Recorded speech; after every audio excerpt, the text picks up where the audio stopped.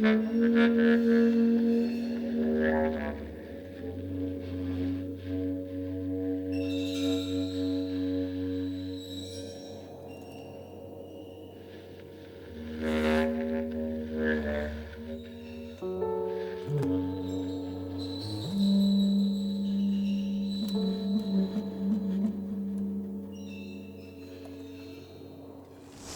Julia Gutiérrez, Daniel López, les agradezco en primer lugar por atender este pedido de hacer una entrevista y de hablar un poco sobre lo que han venido haciendo en su trayectoria profesional y también sobre pues, la química que existe entre ustedes como pareja y como bailarines, por favor. Me encantaría que ustedes se presenten en primer lugar, me digan su nombre y de dónde vienen. Pues muchísimas gracias, con mucho gusto aquí compartiendo. Mi nombre es Julia Gutiérrez. Yo nací en Valladolid, España, y llevo 7 años viviendo en Ecuador, en concreto aquí en la ciudad de Quito. ¿Daniel?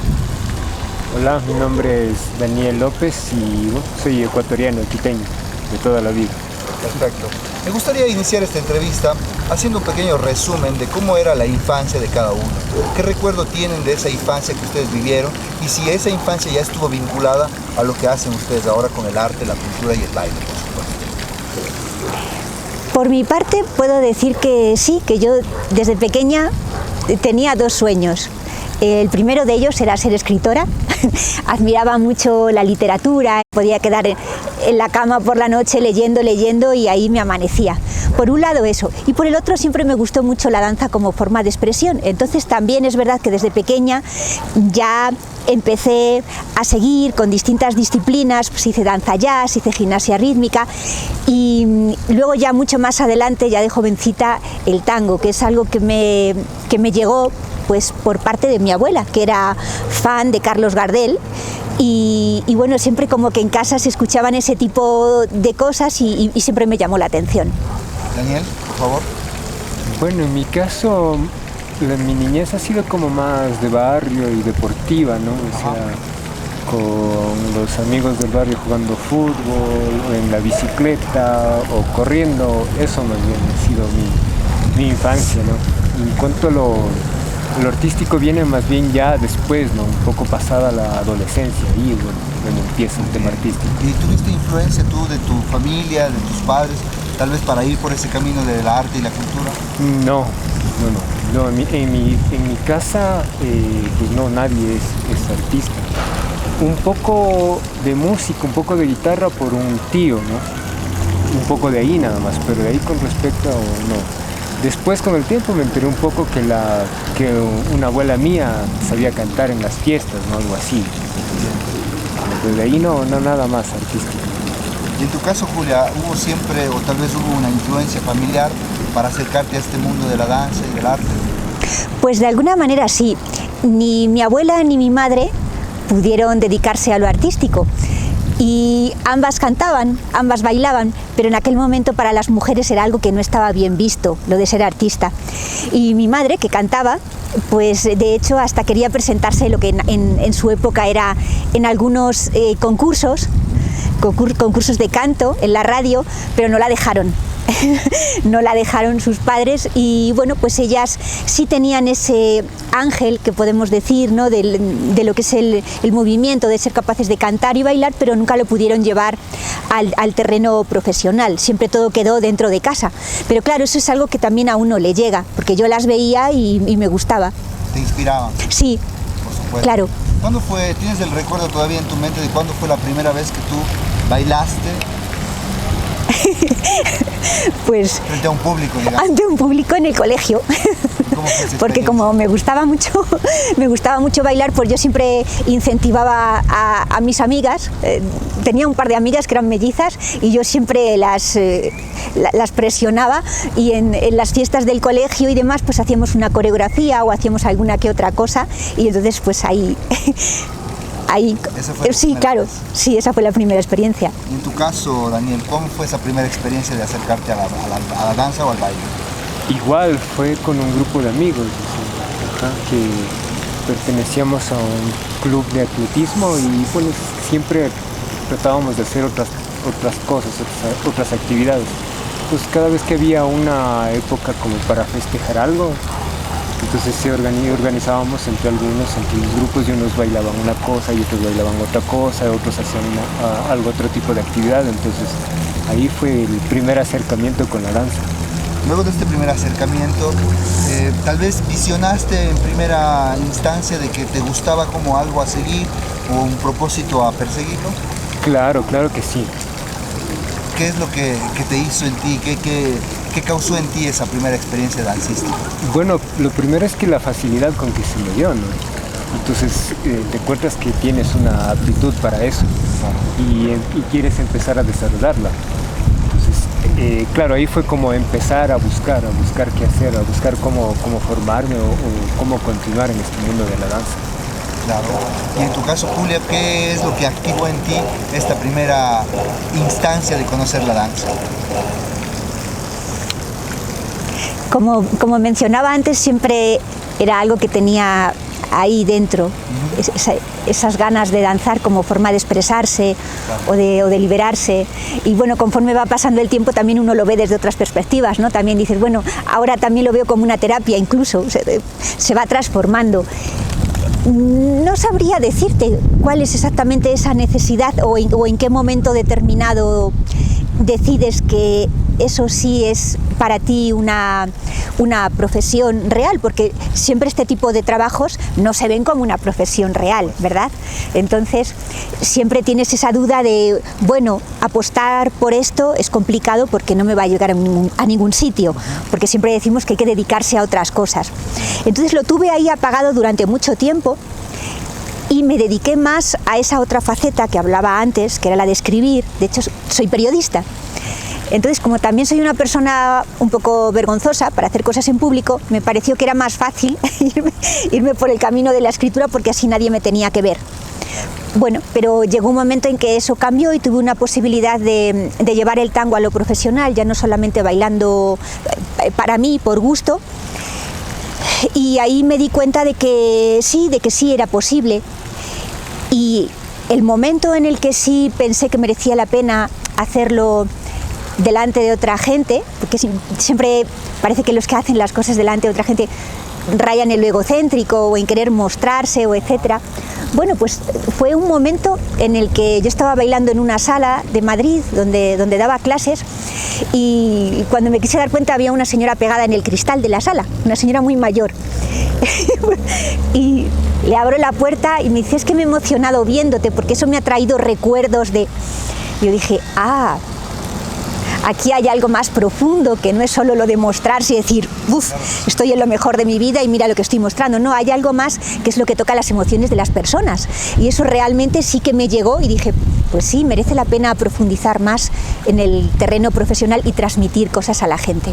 Claro.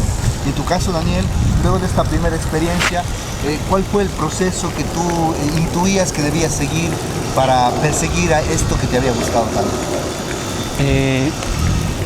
Intentar buscar, ¿no?, dónde aprender. Pero claro, ahí se va encontrando obstáculos, porque primeramente no había como un lugar o un espacio donde aprender gratis, porque no tenía recursos para aprenderlo. Entonces lo que recurrí es a empezar a aprender danza folclórica. Ahí sí había espacios donde uno se iba y le enseñaban sin ningún precio. Donde podías participar. Claro, entonces participabas, te presentabas, dabas shows y al mismo tiempo estabas aprendiendo. ¿Y qué recuerdos tienes de esta primera experiencia con la danza folclórica? ¿En qué grupos estuviste? ¿Cómo fue esta primera sensación de pertenecer a algo que ya esté más allá de ti, ¿no?, y pertenece a otras personas también? Bueno, fue un encuentro más que con la danza, con mi cultura, ¿no? Eso. Claro, porque fue empezar a conocer de dónde provengo, qué realmente soy, ¿no? Descubrir que, claro, que tienes unas raíces indígenas fuertes y que eso te llama. Y creo que también eso es una de las partes que me llamaba hacia la danza folclórica. Entonces, eso considero como una parte fundamental dentro de este proceso, que fue encontrarme con esa parte de la cultura. Y después, lógicamente, con la danza, que también me gusta, ¿no? Entonces fue como esa fusión de las dos cosas ahí. Entonces, claro, me trae más recuerdos ese encuentro con lo que soy. Ajá, o sea, tener claro que vengo de una parte indígena, ¿no? Que no soy indígena, soy un mestizo, pero que sí provengo también de ahí. Bien, Julia, una vez que logras evocar este proceso de que la danza también provoca emociones en los demás, ¿cuál fue el siguiente paso? ¿Por dónde empezaste a intuir tu propio camino con la danza? ¿Y cuáles fueron los primeros ritmos, tal vez, que tú indagaste? De adolescente estuve bailando danza jazz. Fue más tarde, en mi ciudad yo no tenía conocimiento, el tango siempre me había llamado la atención, pero no tenía conocimiento en mi ciudad de dónde aprender ese tipo de género, porque no era muy frecuente hace años. Ahora sí hay muchas academias y muchos lugares y posibilidades para aprenderlo, pero hace un montón de tiempo atrás, hace más de 20 años atrás, no era posible. Entonces ya, por casualidad un día encontré, en mi país le decimos un garito, que es un sitio, un bar, un café, un sitio no muy elegante, digamos, y un día por casualidad entré allí a tomar algo y estaban bailando tango. Me dijeron, hay una milonga. Yo dije, ¿cómo? Sí, se baila tango aquí, yo no tenía ni idea. Una milonga es la reunión social del tango, donde se reúne gente, conocidos o no conocidos, y bailan entre ellos, alguien musicaliza y bailan. Y yo, bueno, me quedé alucinada allí, me quedé fascinada viendo a la gente bailar y dije, ya, ha llegado el momento, yo quiero bailar, quiero bailar.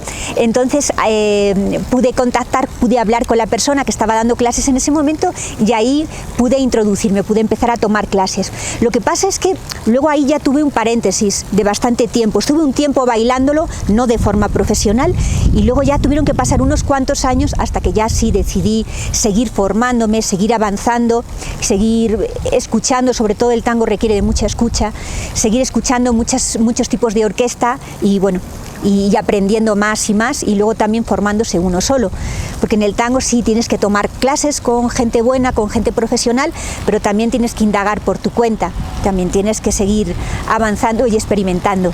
Claro que sí. ¿Cuántos años tenías la primera vez que conociste esta milonga? Tenía 21 años. 21 años.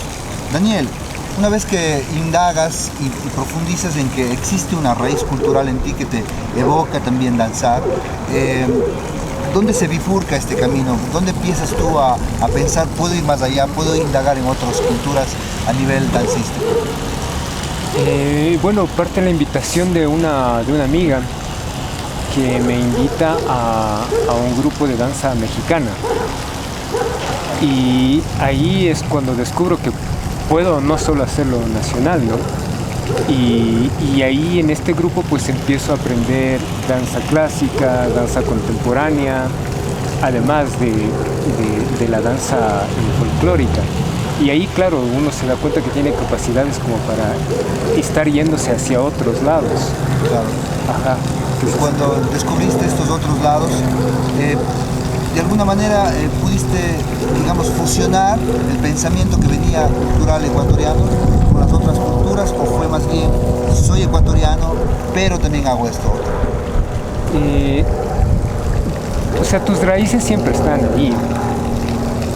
No hay como negar de uno de dónde viene, ¿no? Aunque bueno, varias personas sí lo niegan. pero ese sentir que tienes, o sea, es como muy difícil de negarlo.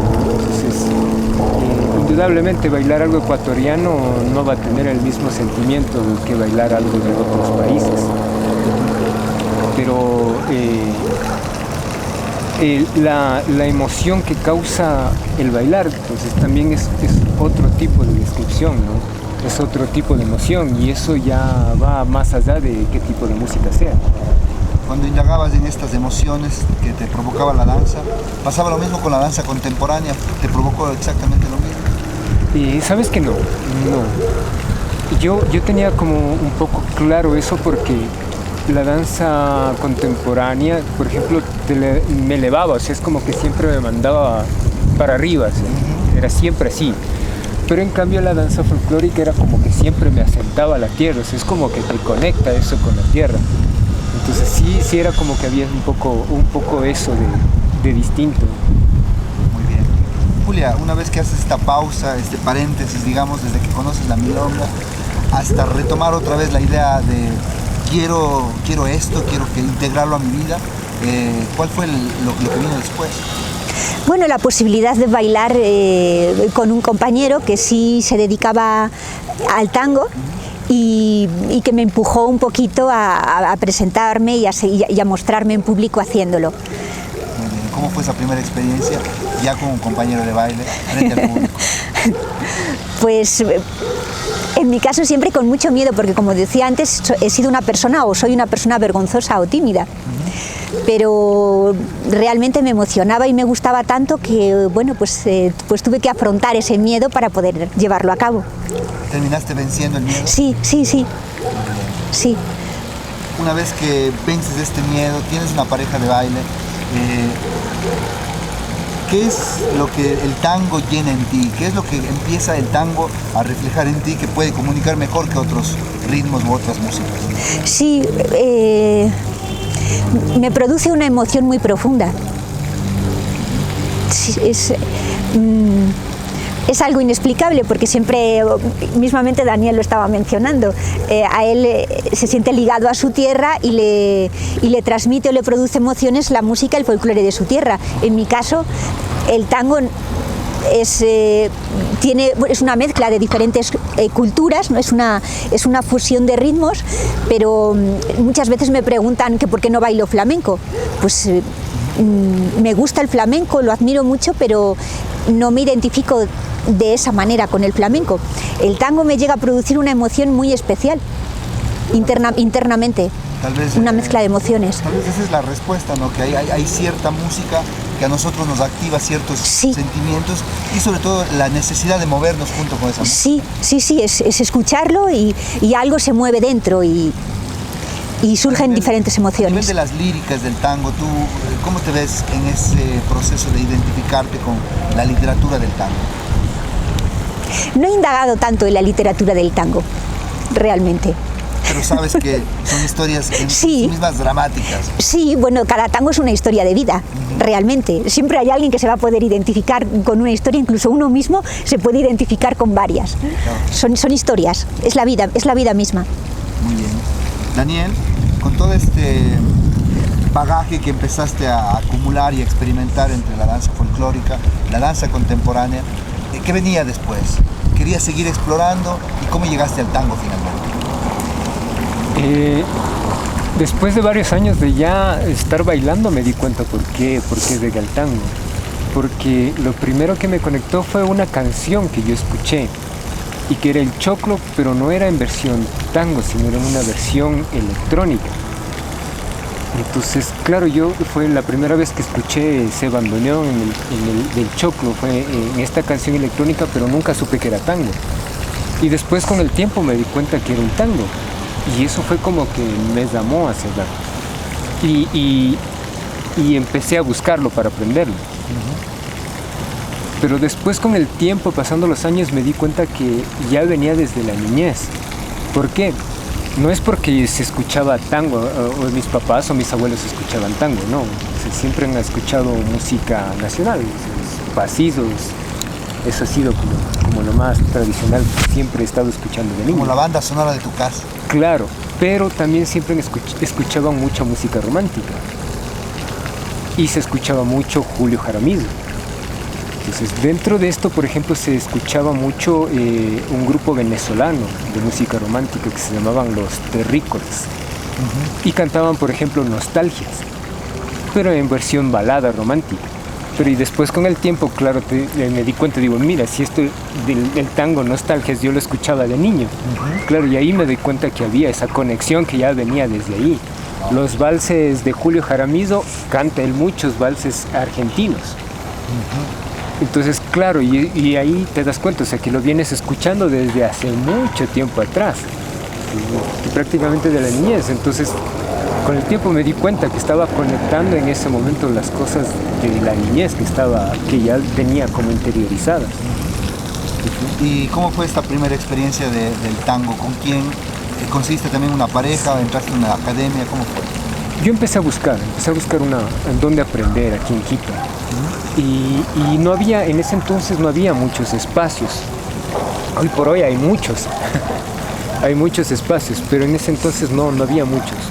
Entonces empecé a indagar, empecé a buscar y encontré un espacio que me quedaba cerca de la oficina. Y ahí es donde empecé a aprender. ¿Y por qué lo digo así? Porque, claro, me di cuenta después, cuando ya empecé a bailar con Julia, que todo lo que me enseñaron no estaba bien. No estuvo, hablando en la parte técnica, Sí. no estuvo bien. Entonces, o sea, empecé a tener como un acercamiento al tango como más profundo, pero no de aprendizaje. Claro, cuando ya empezaba a bailar con ella, claro, me decía, no, es que esto no es así, es que esto no es así. Y fueron casi de 2 años de quitarme, de desaprender todo eso para volver a aprender realmente tango. Bien, sin duda lo que tú me cuentas, Daniel, es una experiencia que tal vez muchos tenemos cuando queremos acercarnos a algo que nos interesa, pero no hay una escuela que nos forme correctamente. Sin embargo, creo yo que esta primera experiencia de aprender el tango debió abrir en ti un portal, una puerta que te inspiró mucho más a ir allá, porque a lo mejor también podía haber causado lo contrario, y es cerrar la inspiración. ¿Qué fue de esta primera experiencia lo que te motivó a seguir? El deseo de aprender, o sea, claro, el deseo de aprender creo que fue mucho más, porque ya te vas dando cuenta que en ese espacio no puedes avanzar más. Es como que ya se limita, entonces empiezas a buscar otros espacios para seguir aprendiendo. Pues claro, de ahí fui a otro lugar donde igual me empezaron a enseñar, sí empezaba a conocer otras cosas del tango, entonces, y así, o sea, siempre fue intentar seguir creciendo, hasta cuando ya quería empezar a conseguir una pareja para aprender. Y lógicamente aquí en Quito no encontraba, o sea, había gente que bailaba, pero no encontraba como esa conexión, o sea, decir sí, aquí quiero quedarme, aquí quiero bailar, no. O sea, fue así poco a poco progresivo hasta que llegué y encontré a Julia. Hasta antes del encuentro con Julia, ¿existían espacios donde se podía bailar tango en Quito o se habían creado en ese proceso de Claro, camino, ¿no? sí, aquí existía el Café Libro, o sea, actualmente ya no existe este espacio. Y ahí, claro, se venía bailando tango desde hace muchos años atrás ya, este espacio. Y claro, yo tampoco no lo conocía, como recién me estaba acercando, pues claro, me decían, claro, ahora vamos a ir a practicar este fin de semana y empezar a ir a la milonga. Entonces de ahí empecé a conocer este espacio. Y estuve justo en la época donde se empezaron a abrir muchos espacios. Entonces fue como ahí, ya después se abrió otro espacio, después otro. Pero originalmente existía solo ese, el Café Libro. Entonces, y tenías 2 días a la semana para ir a bailar. ¿Qué días eran esos? El miércoles y los sábados. ¿Qué día había más gente? Los sábados. Los sábados había mucha gente porque lo que hacía este espacio es que vayan los tangueros a bailar de 8 a 11 de la noche y a partir de las 11 de la noche pues ya se volvía una fiesta ya de todo tipo de música, ¿no? Ya te ponían salsa, cumbia, claro. Pero en este primer espacio, en este primer horario había solo tango. Entonces eso provocaba que la gente vaya a ver bailar tango y después se queda la fiesta y a ellos también empezaban a bailar. Incluso gente que no estaba tan ligada al tango. Claro, sí, entonces claro, muchos llegaban y recién se enteraban que ahí se bailaba tango. Y otros que ya sabían, pues iban a ver bailar tango y después se ponían a bailar a la música que ellos quieran. Bien. Julia, una vez que tienes todo este proceso de encontrar una pareja, romper esta timidez, finalmente decidir que el tango hizo como una terapia en ti para poder ir hacia el escenario y enfrentarte a ti misma, ¿cuándo viene esta idea de quiero migrar de España? España llevaba ya varios años arrastrando una crisis, aquella famosa crisis del 2008, que continuó y en 2012 aproximadamente se puso en lo peor y para ciertas profesiones ya no hubo recuperación, una de ellas es la mía como periodista. El periodismo, después de la construcción, fue la profesión que más cayó, porque los constructores, los promotores ponían dinero, ponían presupuesto en los medios de comunicación, entonces como todo fue una crisis a cuenta de una burbuja inmobiliaria, pues se vino abajo todo. Y si te digo la verdad, siempre, desde tiempo atrás, siempre tuve las ganas de irme de mi país, y Latinoamérica me llamaba mucho la atención. Entonces en aquel momento, digamos que de alguna forma fue la excusa, el hecho de que el país siguiera en una recesión o en una crisis, y dije, ahora me voy. ¿Y a dónde fuiste como primer destino? Pues estuve pensando en varias posibilidades. Perú, me llamaba la atención Perú, Ecuador, y entonces decidí hacer un viaje a Ecuador para testar un poco el terreno, ver en qué posibilidades podía tener. Estuve aquí como un mes, regresé a España, preparé las maletas y volví para tratar de quedarme. En este primer mes, ¿cuál fue la primera visión que tuviste de este espacio, de esta geografía? En este caso, Quito, supongo que llegaste. Sí. ¿Cómo fue esta primera experiencia que de verdad atrajo en ti la idea de, sí, me voy a regresar? Pues cuando puse los pies en Quito dije, me quiero quedar aquí. Me atrapó totalmente, me encantó. ¿Qué era lo que más superó mis expectativas? No sé, fue como un poco retroceder al pasado, es una forma de vida más tranquila, más tradicional a lo que yo estaba viendo, todo más pausado. Y eso daba me gustó, sí. Espacio de vida, digamos. Sí, me gustó muchísimo. Muy bien, cuando decides volver acá y radicarte acá, ¿cuál era tu pensamiento? ¿Ejercer el periodismo o traías bajo el brazo también la idea de quiero ejercer el tango y voy a desarrollarme allá? Ambas partes, ambas cosas. Lo primero que hice fue visitar los sitios de tango, porque es la forma en la que más rápidamente podía empezar a trabajar de una forma independiente, sin necesidad de tener un trabajo formal, pues dando clases, haciendo presentaciones y demás. Entonces fui al Café Libro, que es el lugar que yo había identificado que se bailaba tango. Y también estuve entrevistándome para encontrar oportunidades dentro del periodismo, y si lo logré también, empecé a trabajar con Mundo Diners para hacer reportajes. Entonces, bueno, logré hacer ambas cosas.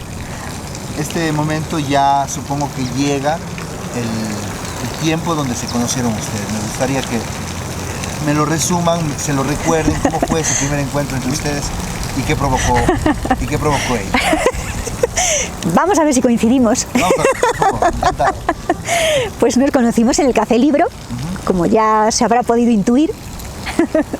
Una noche que había una fiesta especial, que hacía 2 días que yo había llegado a Quito.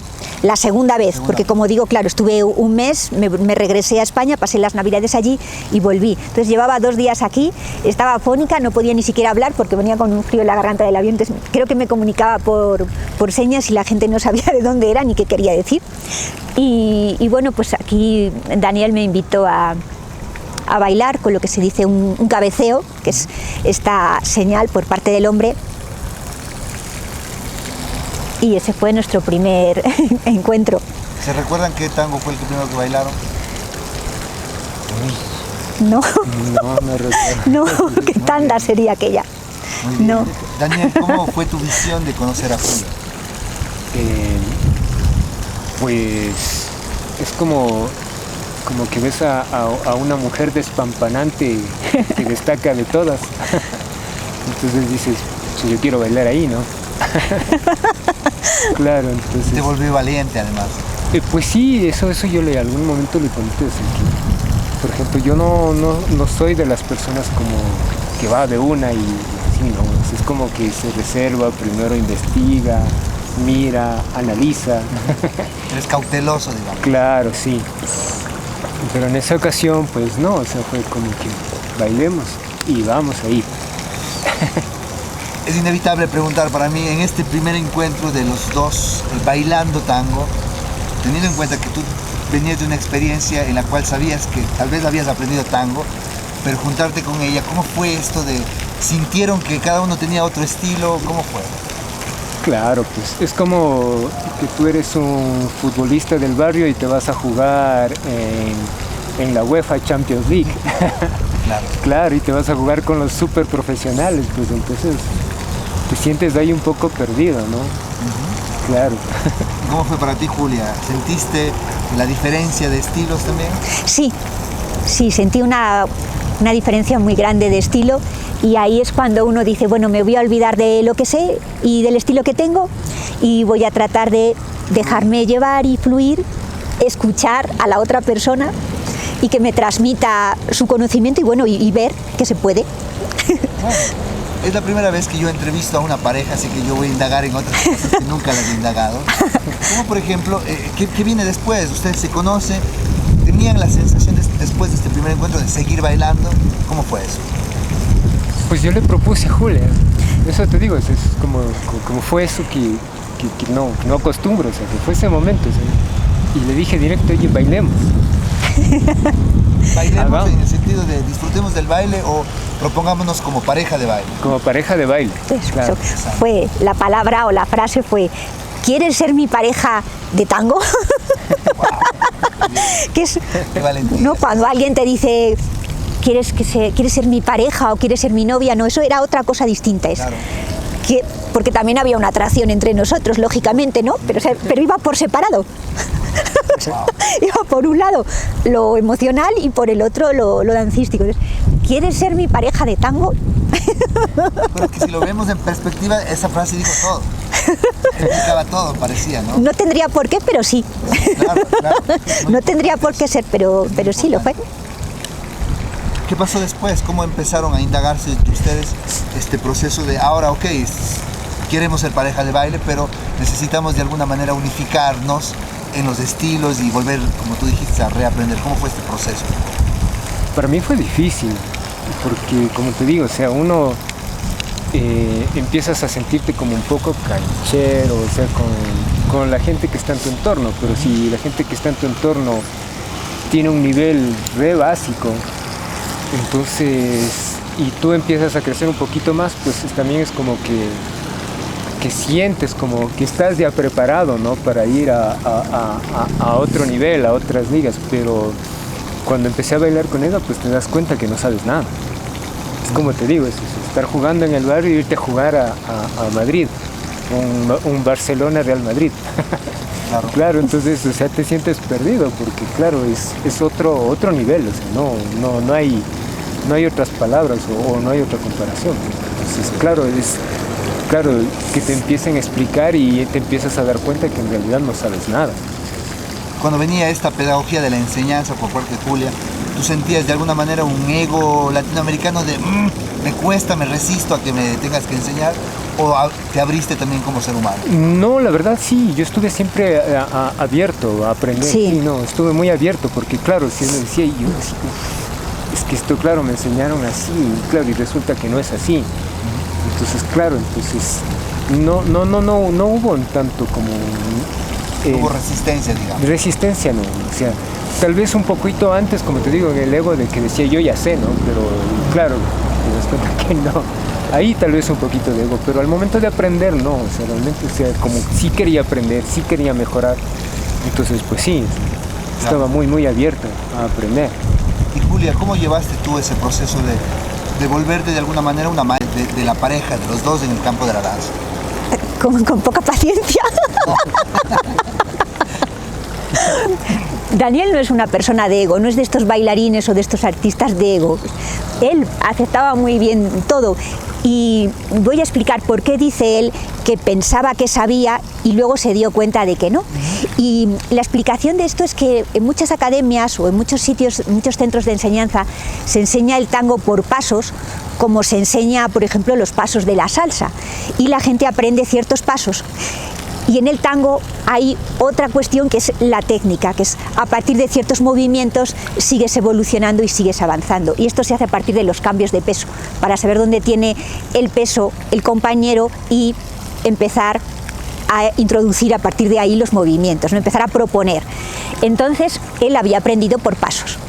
Por eso él y otras personas de ese tipo de enseñanza, cuando bailan con alguien que ha aprendido con técnica de danza, no pueden, porque es una improvisación con técnica. Y ellos lo que saben es bailar con la gente de su academia los 4 pasos o la figura que se han aprendido. Correcto. Entonces, como él sí podía, sí no tenía el ego para decir no, lo que yo hago está bien, sí aceptó la explicación, el argumento, se dio cuenta de lo que estaba pasando y entonces lo aceptó de buen agrado. Claro, para mí era pérdida de paciencia, como digo, porque yo quería avanzar más, pero tenía que esperar a que él se pusiera por lo menos a cierto nivel para poder entre los dos avanzar juntos. Entonces, por eso digo lo de la paciencia, no por otra cosa. Claro, y quiero entender esto de que a través del peso de los cuerpos, ¿qué tal, hermano? A través del peso del cuerpo, si entiendo bien, se produce una comunicación, ¿sí?, que va dando la siguiente acción, supongo. Exacto, sí. Supongo que en ese conjunto es que tenían que aprender a comunicarse ustedes. Claro, otra vez. Claro que sí. En lugar de repetir los pasos que uno se aprende, lo que tienes que hacer es tener una intuición y saber dónde tiene el peso el compañero. En el tango se forma un eje común. En otros bailes se puede bailar así, en paralelo, ¿no? Y cada uno hace unos pasos. En el tango también puedes, pero digamos que en el tango que trabajamos nosotros, el tango que sí que te facilita bailar con cualquier persona de cualquier parte del mundo, es que se forma un eje común porque se está así, apilados, ¿no? En esta posición, sí, como un par de vigas que se sustentan la una a la otra. Entonces aquí puedes saber dónde tiene el peso el otro. Y con el lado que tiene libre se introduce el movimiento, propone el movimiento. Correcto. Parece que esta analogía, lo quiero llevar, la analogía de yo quería ir más rápido pero algo me detenía, eso también podría haber sido la analogía con lo que pasaba con tu vida en Ecuador, o con la vida ecuatoriana era otra cosa. No tenía que ver con eso. Pero no tenías apuro en la vida ecuatoriana. No. En el tango específicamente. En el tango sí tenía más apuro. Okay, sí. Luego de que empiezan este proceso de comunicarse, ya con un lenguaje unificado, ¿cuándo deciden ustedes o cómo fue el proceso de vamos a ir a bailar juntos y en dónde fue? Prácticamente desde el principio, porque Daniel, como ya tenía trabajo de danza y tiene cualidades para la danza, entonces a lo mejor no puedes hacer todo lo que quieres, pero sí tenía lo suficiente como para poder empezar a hacer presentaciones y cositas juntos. Entonces empezamos, prácticamente en muy poco tiempo. ¿Cómo lo recuerdas tú, Daniel? Sí, igual, o sea, no pasó mucho tiempo. Y como yo ya quería que bailemos, o sea, que nos presentemos, entonces estaba buscando ya espacios donde hacerlo. Y justo mi profesora de canto, que en ese entonces estaba aprendiendo canto ahí, dice, voy a dar un concierto de tango, dice, y no sé si tú con Julia quieres bailar. Pues dije, ya, pues de una, dice, pero lo que pasa es que no tengo presupuesto, pero como ya andaba en eso de que necesitamos empezar a mostrarnos como pareja, pero pues no importa, vamos. ¿Y dónde fue eso? Fue en el Teatro Variedades. Sí, ahí fue la primera vez que nos presentamos, justo el teatro que está al lado del Teatro Sucre. Claro. Ajá, ahí. ¿Qué recuerdo tienen de esa primera presentación? ¿Nervios? Claro. Sí, claro, muchos nervios. Yo me olvidé todo lo que teníamos que hacer. Claro, por eso yo tenía nervios. Claro, es que como no estábamos haciendo un trabajo tanto de coreográfico, porque la mayoría hace eso, hace un trabajo coreográfico, aquí esto, aquí lo otro, sino más un trabajo de improvisación, pero donde ciertos momentos sí había cosas que hay que hacer. Entiendo. Y pues no, yo de los nervios me olvidé todo.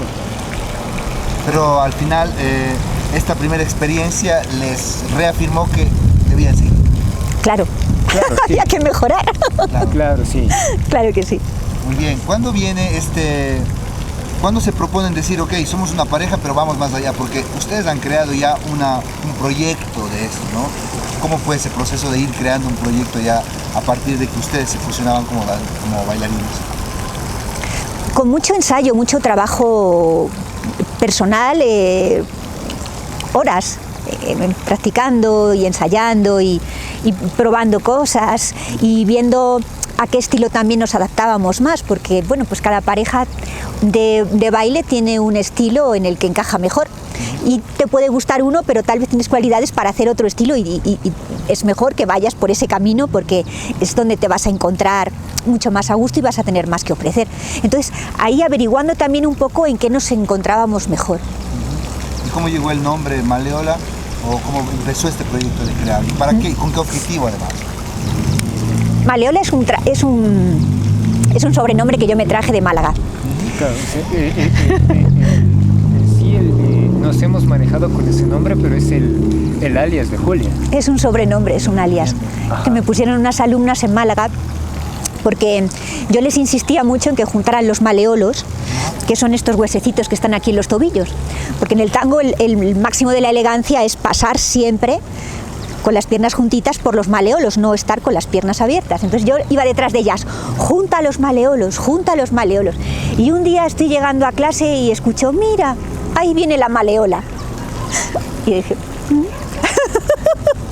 y bueno, me quedé con eso, me llamaban así desde hacía tiempo, yo no me había enterado y cuando me enteré, pues bueno, me resultó muy gracioso y muy... me quedé con ese nombre. Este nombre como el nombre del proyecto, sí. ¿Cuál era la visión? ¿Qué es lo que visionaban ustedes? Tal vez la docencia, tal vez la enseñanza, tal vez seguir bailando, shows. ¿Cómo era este proceso? Creo que era más el bailar, o sea, nunca estuvimos buscando como un proyecto en ese entonces de enseñanza, o sea, de montar una academia o no. O sea, simplemente fue el bailar. Sí, el encontrar un estilo en el que ambos nos encontráramos a gusto. Una línea concreta. Sin embargo, fue trascendiendo. Sin embargo, sí. A medida de que iban bailando, seguramente esto empezaba a dar otros frutos y otras visiones. ¿Por dónde iba ese camino? Pues creo que ha sido lo principal, o sea, la pareja, o sea, ajá. Después, bueno, se han ido dando ya shows. Después también salió también la docencia, porque no estábamos buscando, pero alguien nos buscó para que empecemos a dar clases. Lo pide, te lo piden. Claro. Sí, y a partir de ahí, o sea, ya van naciendo otros proyectos. Entonces ahí está la escuela de Malleola Tango, que es una escuela online, con alumnas de todo el mundo. O sea, hay alumnas así desde Australia hasta la Patagonia. Sí. Qué bonito. Antes de llegar a esto, supongo que tenían que haber consolidado el momento de la pareja. ¿Cómo fue esto? ¿Cuándo decidieron ustedes atravesar esta línea de ser bailarines e ir hacia lo emocional también? ¿Y cómo ha sido ese proceso de juntar estas dos cosas? Lo emocional siempre está. Estuvo desde el principio, claro, todo mezclado. Sí, siempre está. O sea, yo creo que si no hay emoción, no te puedes conectar con esa persona y no hay baile simplemente. ¿Y qué pasa cuando hay parejas de baile que no son parejas? ¿Cómo ustedes lo definirían? Porque seguramente habrá muy buenas parejas de baile que no tienen emoción de por medio. O sea, tal vez no es una emoción, o sea, de pareja más allá del baile, ¿no? Pareja emocional, digamos. Sí, pero de emoción en cuanto al arte, a lo que haces, a lo que bailas, pues sí. Sí, es una conexión especial, digamos. Sí, ajá. Claro, única además. Sí, porque si no tienes esa conexión, simplemente no funcionas. Es como escuchar la misma frecuencia. Puedes bailar con personas que bailan muy bien, que tienen muy buena técnica, pero resulta que luego parece que cada uno escucha una cosa distinta. Está en otra frecuencia. Y luego puedes bailar con alguien que a lo mejor no sabe tanto, pero conecta rápidamente, ¿no? Y vas como entendiendo o escuchando, puedes fluir de la misma manera. Entonces ahí está la diferencia. Y eso no ocurre necesariamente porque seas pareja de vida o no. Ocurre. Es más probable que siendo pareja ocurra, porque claro, parece que ya de por sí ya tienes otras cosas en común, entonces es más fácil que surja así. Algo que me intriga saber qué pasa en el tango y en las parejas de tango. Hay una referencia muy importante acá en la cultura andina, es que por ejemplo cuando tú consigues un gaitero, que te hace la segunda o te hace la pareja de gaitas, pero son para toda la vida. O sea, cuando el otro gaitero muere, tú ya no vuelves a buscar otra pareja de tango, en este caso de gaiteros andinos. ¿Cómo es en el tango? ¿Estas parejas subsisten a lo largo del tiempo o es admitido, digamos, o es normal que tú puedas tener varias parejas para bailar? Las parejas de tango que no son pareja cambian muchísimo de compañero y compañera. Observamos, ¿verdad?, que hay personas que son, digamos, no tienen una pareja que es de vida y de tango y cambian constantemente. Luego he visto parejas de tango que han durado muchísimos años y en algún momento también eran pareja de vida, en algún momento han roto y aunque han bailado bien con otras personas no han llegado a transmitir nunca lo mismo. Entonces, eso demuestra de alguna manera que hay algo. La intimidad que se logra a través del tango es una intimidad profunda del ser que también conlleva el alma, ¿no? Sí, yo creo que sí. Muy bien. Daniel, tu visión como profesional, ¿cómo la mezclas con la parte cultural y artística? ¿Quieres ir enfocado siempre a ese camino o te interesan otros ámbitos profesionales? Bueno, lo mío ha sido siempre la tecnología, ¿no? En el ámbito profesional. Y tengo la oportunidad de trabajarlo aquí, entonces hemos venido desarrollando eso en conjunto. Entonces lo hemos juntado ahí la parte artística de Julia con la parte mía tecnológica y de marketing. Y así es como ha ido creciendo de a poco en la parte digital el proyecto de Mayora Tango. Háblame por favor, ¿cómo es enseñar digitalmente baile, la danza, el tango en este caso? Porque en principio la gente tal vez podría pensar que no se puede enseñar digitalmente esto. ¿Cómo ha sido tu proceso? Sí. ¿Y cómo ha sido ir construyendo este espacio de manera? Yo misma lo pensaba. Yo misma lo pensaba, que a través de una pantalla no se podía enseñar, porque yo estaba acostumbrada a enseñar a las personas y tocarle el pie si no estaba bien colocada, ¿no? Sobre todo a las mujeres, juntarles los maleolos, colocarles la espalda. Estaba acostumbrada a una cercanía, sobre todo con las mujeres, que a través de una pantalla es imposible. Pero realmente sí se puede, tratando de traspasar eso, hablando con ellas, explicando con mucho detalle todo, teniendo empatía, sabiendo también qué es lo que están buscando, qué es lo que están necesitando. Cuando ya llevas muchos años enseñando, sabes que generalmente las carencias o los errores que tienen coinciden muchas veces. Entonces llegas a ser un poco psicóloga del tango, porque sabes también por qué ciertas personas están mal colocadas, están demasiado cerradas, ¿no? No llevan una postura erguida, o tienen ciertas condiciones en las piernas que hacen que las lleven abiertas. Cuando tú ya años atrás has estado observando eso, te es más fácil hablar con ellas y tratar de explicarles sus puntos concretos para que ellas los trabajen de forma personal. Entonces, así ha sido. ¿Cómo ha sido la recepción de los alumnos y de las alumnas tuyas en cuanto a, luego de una clase tuya, cómo se sienten, cómo ellas se sienten que avanzan contigo en este proceso? Pues yo lo que he venido observando es que, además de aprender a bailar, en lo que todas coinciden es que mejoran en cuanto a la autoestima o la seguridad, porque como yo les enseño de forma individual, mucha gente, lo tradicional desde hace muchos años es ir a una academia y tratar de aprender en pareja, pero en el tango y en cualquier otra danza que bailes en pareja tienes que bailar de forma individual, porque no puedes depender de estar apoyado en la otra persona, tienes que mantener tu propio equilibrio.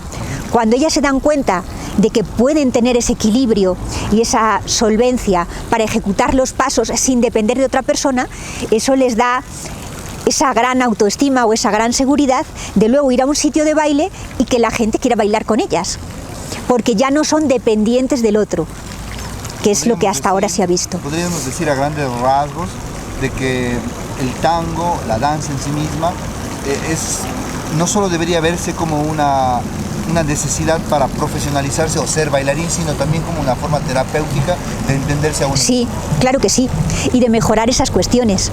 La gente, por la cuestión de la vida, del trabajo, se empieza a cerrar, a ir con la cabeza agachada, a tener una mala postura, a no caminar en la calle con elegancia, ¿no? Con la cabeza alta y luciendo cualquier prenda que lleves, no necesariamente nada especial, pero sí, la palabra es esa, con presencia.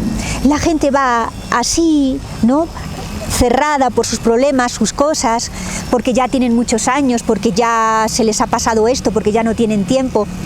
Y trabajar el tango de forma individual te da eso, buscar colocarte bien, tener buena presencia, una buena postura, tener otra actitud definitivamente ante lo que te estás encontrando, con la cabeza alta, no así. Otra actitud ante la cotidianidad de la vida. Sí, una actitud, es una actitud diaria. Y Daniel, ¿en ti también causa eso bailar con Julia? ¿Te ha permitido desarrollar tu individualidad también como bailarín, como persona?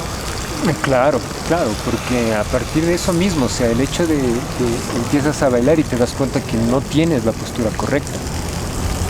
Y eso te limita, o sea, no solo para continuar en el baile, sino para continuar en la vida. Y claro, el momento que tú corriges tu postura la empiezas a adoptar y empieza tu mente automáticamente a funcionar distinta y es instantáneo, o sea, estoy así y cambia tu actitud enseguida. Entonces, claro, sí, por supuesto. Esquito. Parte del estar en vivo y afuera. Esquizofrénico. Esquizofrénico, me gusta. A ver, ¿qué es lo que viene para el proyecto pareja profesional, pareja de danza y proyecto Maleola? ¿Qué es lo que apuntan ustedes a hacer? Bueno, ha sido complicado con esto de la pandemia, con los temas coyunturales que hemos estado viviendo, ¿no? Entonces, hemos parado un poco como pareja y hemos dado más enfoque hacia la escuela. Ajá. Entonces, continuamos bailando esporádicamente juntos y se sigue trabajando más en la escuela y lo que venimos es eso, o sea, tratando de potenciar la escuela online. Tal vez hay un plan de llevar a la escuela a que sea presencial también o seguir desarrollándola de manera online. Online, porque realmente eso te abre las puertas al mundo, porque hacerlo presencial te limitas a un sector pero muy pequeño, o sea, es demasiado pequeño. Y al momento que lo haces online, lo haces digital, pues te abres a cualquier parte del mundo, ¿sí? Entonces la idea es abrirla así cada vez más, o sea, que se conozca cada vez en todo el mundo. Yo he visto en sus redes sociales que ustedes evocan mucho el arte de buscar el espacio urbano como medio de comunicación con el tango. ¿Cómo ha sido esta experiencia? Buscamos lo cotidiano, buscamos también que no sea únicamente visto como, o sea, voy a aprender al salón de tango, ¿no? Como algo tan glamuroso, pero el origen del tango está en el barrio, y nosotros somos de barrio los dos. Entonces, es como que tratar de un poco incentivar a la gente a que lo vean desde ese modo, ¿no? No que lo vean desde el modo elitista, que si no estoy bien vestido y voy a este sitio con estas personas, se dé el tema del tango, sino que sea en cualquier parte. De alguna forma es sacarlo de la idea del salón, sí, para que vuelva a los orígenes. A la calle. El tango y la danza empezó en los arrabales, en exacto, los barrios. Sí. Entonces lo que ustedes proponen con los videos cortos que hacen, pues es devolverle un poco la cotidianidad. Exacto, el tango está en la calle, está en el barrio, está en cualquier sitio y es para cualquier persona, no para un grupo elitista o alguien que tiene unas condiciones especiales. Es para que cualquiera lo baile, se sienta bien, lo utilice como terapia, lo utilice para sentirse bien, para un bienestar, para disfrutarlo, solo o acompañado, que es también un poco lo que queremos transmitir. Es un baile de pareja de una forma convencional, pero es una música y como cualquier música está abierta a poder expresarla de cualquier manera, también como solista. Hay personas que no tienen pareja de baile o no tienen posibilidades de tenerla y pienso que pueden disfrutar también de esta música de una forma solitaria y eso les va a posibilitar que en algún momento llegue una pareja para que bailen. Absolutamente. Cuéntame un poco sobre el vestuario, cómo es el diseño de los vestuarios. ¿Ustedes los hacen? ¿Alguien les ayuda? ¿Cómo hacen esto? Bueno, en mi caso es más simple, ¿no? El caso del hombre es más simple, o sea, te compras un traje, una corbata que combine con lo que estaba puesto y ya está. ¿El traje tiene que ser holgado, tiene que ser ajustado? ¿Cómo te sientes mejor tú? Que sea un poco flexible la tela, eso sobre todo. Elástica, digamos. Claro, sí, porque si no, pues ahí ya vas a pasar con algunas vergüenzas, ¿no? Si haces alguna posición se te va a romper el pantalón, claro. Pero yo en mi caso me siento mejor así, o sea, que esté un poco al cuerpo. Claro, pero y ahí, o sea, el tema del vestuario va cambiando también, o sea, antes era muy ancho el vestuario, en el caso del hombre, y ahora ves cada vez que se va reduciendo. Y ves también que hay gente que también está volviendo a las raíces y también se lo hace ancho. Ya depende en el caso del hombre del gusto, ¿no? Pero yo sí lo considero que es más sencillo para el hombre vestirse. Lo único que se necesita es los zapatos. Eso iba a ir. Los zapatos sí es obligado, necesitas unos zapatos que sean para bailar. ¿Cómo son el diseño? ¿Qué requiere este zapato? Un zapato que sea estilo guante, o sea, debe quedarte justo. No debe quedarte más grande o no debe quedarte muy apretado, es como un guante, tiene que quedarte. Ajá. Y depende de la superficie que vayas a bailar, pues será pues una suela o si es de plástico, si es de tela, o sea, ya depende de donde vayas a bailar. En eso sí creo que hay como un poco más para escoger, ¿no? En el caso del hombre. Pero de ahí el resto, para la mujer sí creo que es mucho más complejo y complicado. Por favor, Julia, explícanos algo sobre este trabajo de vestuario que llevas a cabo. En el caso de la mujer, a mí me gusta salirme un poco de los tonos convencionales, que suele ser el negro, el azul noche, y esa línea de vestido glamurosa, con mucha transparencia o demasiado sofisticada. Me gusta transformar prendas. Compro algo aquí, algo allá y empiezo a mezclarlo y yo misma confecciono algunas cosas, las mezclo y otras las llevo a arreglar. Entonces me gusta ponerle ahí mucha imaginación a las prendas y hacer mis propios modelos, saliéndome, como te decía, un poco de esa línea tan conservadora, incluso en el peinado también, ¿no? Esos peinados, todo hacia atrás, sofisticados, y la ropa tan triste, diría yo, ¿no? Siempre los tonos negros, los terciopelos. Entonces busco el colorido, incluso las flores, los colores brillantes, y ropa que a veces es ropa normal, pero que una vez que le pones tus zapatitos y te colocas en algún sitio, la conviertes en algo especial, y es una prenda normal. Pienso que cualquier prenda puede servir para bailar tango, porque aquí vuelvo a lo mismo de antes. El tango era del barrio, la gente no iba a academias y no iba a grandes modistas o a grandes firmas a hacerse los vestuarios. Eso es una cosa muy contemporánea que lo ha vuelto esta danza muy elitista en exceso. En las milongas en Europa y aquí en Latinoamérica también cada vez más, puedes ver gente con vestuarios muy caros, vestuarios y zapatos, y es gente que no es profesional, solamente va allí a bailar. O sea, es decir, tú no puedes ir allí a bailar si no vas ya con ese mínimo de presupuesto, lo que hace que se excluya a muchísimas personas de ese mundo. Y yo lo que busco es, a lo contrario, acercarlo. Finalmente, habrá mucha gente seguro que está iniciando en el camino del tango, jóvenes, adultos que quieren ir hacia ese mundo. ¿Qué les podrían decir ustedes después de no solo experimentarse como pareja de baile, sino también como emprendedores de este bello arte del baile? Que no pospongan los sueños, ¿no? Porque nos hemos encontrado que personas de 60, 70, 80 años han pospuesto su sueño de bailar tango toda su vida. Absolutamente toda su vida lo han pospuesto. Entonces eso, que no pospongan sus sueños, porque nunca es tarde para cumplir un sueño. Julia. Exactamente, que lo lleven a cabo y lo disfruten sin pensar tanto si se tienen que ceñir a una serie de normas o reglas, que lo exploren y realmente lo vivan y lo disfruten, más desde lo emocional que desde este otro enfoque que estábamos diciendo antes, que es el estar en un lugar y mostrar en un grupo muy elitista, mostrar ciertas cosas. Que es accesible a todo el mundo puede bailarlo, tenga la edad que tenga, las condiciones físicas que tengan, es posible hacerlo. Perfecto.